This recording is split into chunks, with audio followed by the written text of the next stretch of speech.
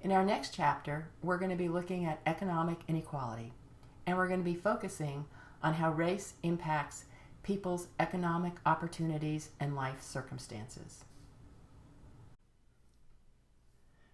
Racial inequality in the United States refers to social advantages and disparities that affect different races within the U.S.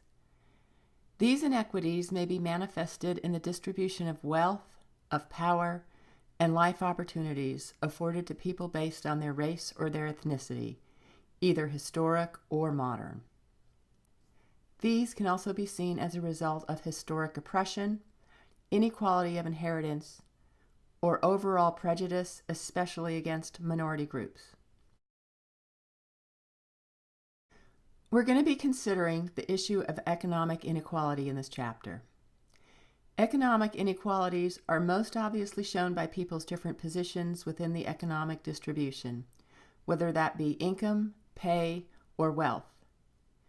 When we think about economic well-being, we tend to think about someone's lifestyle and where they fall regarding their economic status. There are two main measures of economic prosperity, which are income and wealth. Income refers to what you earn, while wealth is referring to your net worth. That means if you were to add up all your assets and subtract all your debt, what's the difference?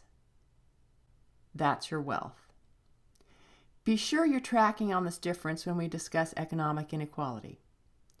You can have tremendous net worth with little income, and you can also have a decent income with very little net worth. For the vast amount of people who have large sums of wealth, they've inherited their wealth. They've not earned it.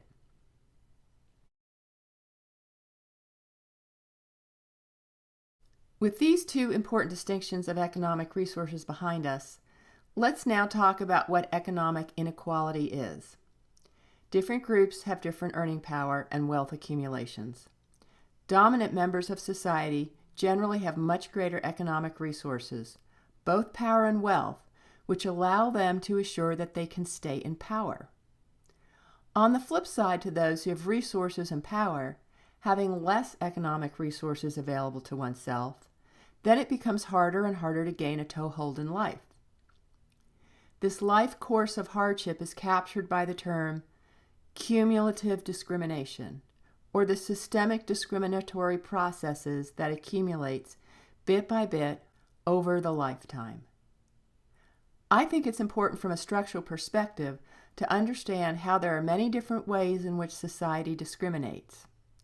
Each one does not seem to be too terrible, but the overall cumulative effect can have a profound effect on someone's life opportunities. There's a snowball effect over time. Keep rolling the snowball down a hill and it gets bigger and bigger. Keep adding the different aspects of discrimination over time, and the effect is overwhelming. Think about the effect of slavery and the post-1964 discrimination against blacks. These issues resulted in lack of land ownership early in the country's history and lack of job opportunities during the last century. This then transfers into less accumulated wealth for today's black families.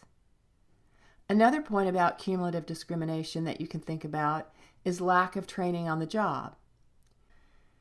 If historically minority group members are less likely to be considered for management-type positions or leadership tracks, those groups then get less on the job training, less promotions, and this diminished opportunity of employment and training then translates into more economic inequality of wages.